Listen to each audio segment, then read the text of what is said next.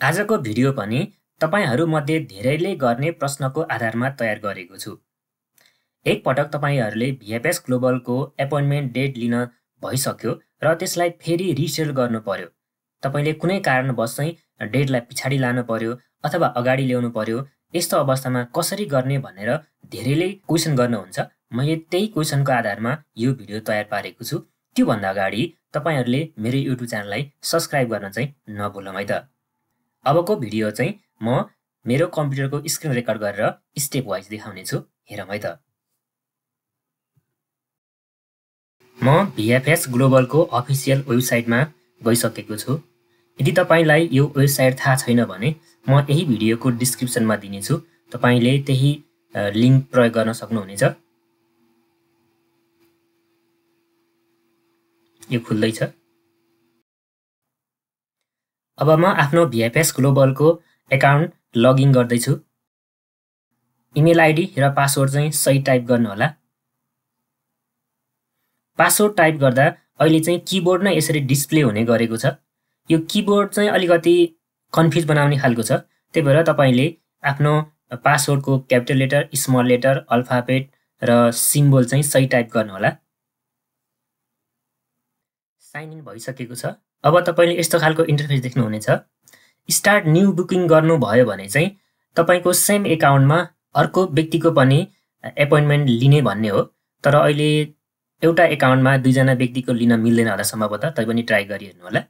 र अहिलेलाई चाहिँ म यसलाई रिसेड्युल गर्दै छु। म म्यानेज एपोइन्टमेन्ट भन्ने अप्सनमा जान्छु। त्यसपछि तपाईको एपोइन्टमेन्ट डिटेलमा जानुहोस्। र त्यसपछि हेर्नुहोस् त्यहाँ cancel appointment, reschedule appointment, send confirmation letter, print appointment letter भन्ने अप्सन देख्नुहुन्छ तपाईले। यो तपाईलाई आफूलाई पाएको पर्दा या आफूलाई आवश्यक पर्दा चाहिँ युज गर्न सक्नुहुनेछ।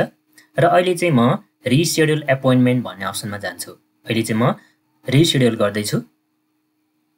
र यसरी अब तपाईले एभाइलेबल डेटहरु देख्न सक्नुहुनेछ।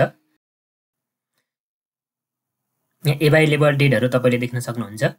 म अब चाहिँ अप्रिल 1 को डेट चुज गर्छु र यसलाई स्क्रोल गरेर अलिकति तल आउँछ है त। कति बजेको शिफ्टहरु चाहिँ एभाइलेबल छ भने यसले देखाउँछ। अहिले चाहिँ 9:30 बजेको शिफ्ट मात्रै बाँकी रहेछ।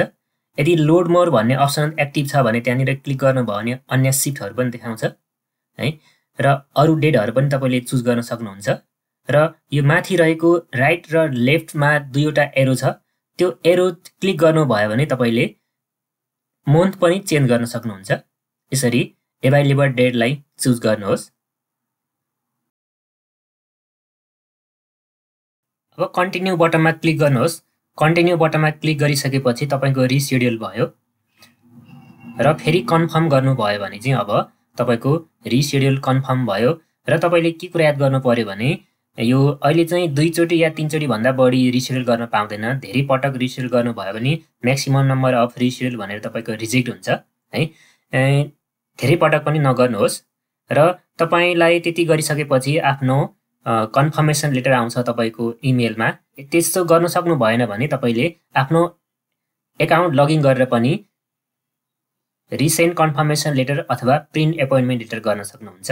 यसरी चाहिँ आफ्नो VFS एपोइन्टमेन्ट डेटलाई रिसेड्युल गर्न सक्नुहुनेछ।